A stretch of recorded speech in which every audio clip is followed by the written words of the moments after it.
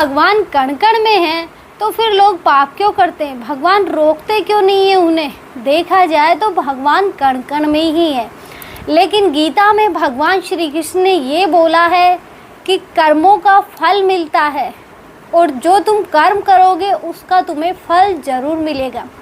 भगवान ऐसे ही एक बार उद्धव जी भगवान श्री कृष्ण से वार्तालाप कर रहे थे तो उन्होंने पूछा कि प्रभु मेरे मन में मतलब प्रश्न है, मैं आपसे पूछ सकता हूँ? तो उन्होंने बोला कि हाँ, तुमने मेरी बहुत सेवा की है तो तुम मेरे से सवाल पूछ सकते हो, मैं उनका जवाब दूंगा तुम्हें। तो उन्होंने पूछा कि आप मुझे ये बताइए, आप कहते हैं कि आप कण कण में हर व्यक्ति के साथ में हैं, तो फिर व्यक्ति पाप क्यों करता है?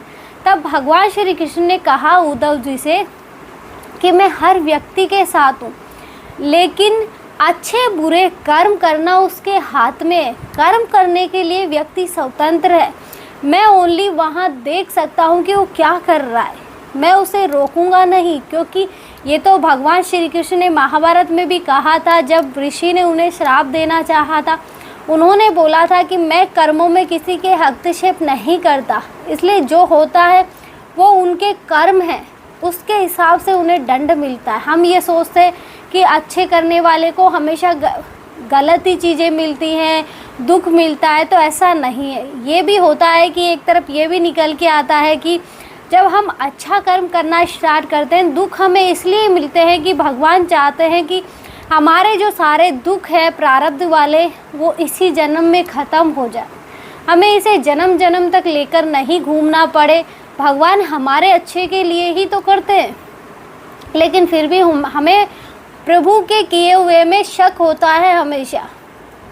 तो उन्होंने यही बोला था कि जब व्यक्ति गलत करने जाता है ना, तो सबसे पहले वो मुझे इग्नोर करता है कि भगवान तो होते ही नहीं है, जबकि हम हर किसी से सुना है कि भगवान कण कण में होते हैं, हमारे अंदर भगवान है।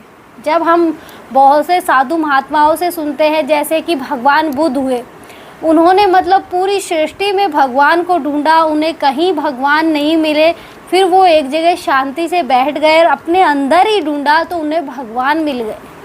इसलिए भगवान को हम वो तो हमारे भाव हो जाते हैं कि हम मंदिर जाते हैं, क्योंकि वो हो जाता है ना कि कुछ मतलब सामने हम ऐसे बात कर रहे हैं तो ऐसे लगता है जैसे पता नहीं किससे बातें कर रहे हैं, लेकिन जब मूर्ति सामने है तो हम अपने भाव प्रकट कर सकते हैं मूर्ति के सामने, तो हम उन्हें भगवान मान रहे हैं, तभी तो हो रहा है ना ये सब। इसलिए मतलब जो भी कर्म करोगे ना तुम, उसके जिम्मेदार तुम खुद हो।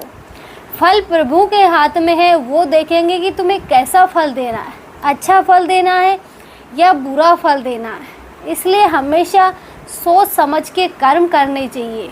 इसलिए बिना सोचे समझे हमें किसी भी मुकाम पे नहीं पहुंचना चाहिए। जो आज हम बिना सोचे समझे गलत कर देते हैं, कोई अच्छा साधु होता है तो उसको भी हम मतलब गालियाँ देते हैं, उसके साथ भी ऐसे बोलते हैं कि अच्छा खासा है, मांग के खा रहा है, कमा के खा। तो मतलब देखा जाए तो साधु की मतलब वो है कि वो नौकरी नहीं कर सकता, क्योंकि वो साधु है, उसे तपस्या करनी होती है, वो मांग कर ही खा सकता है।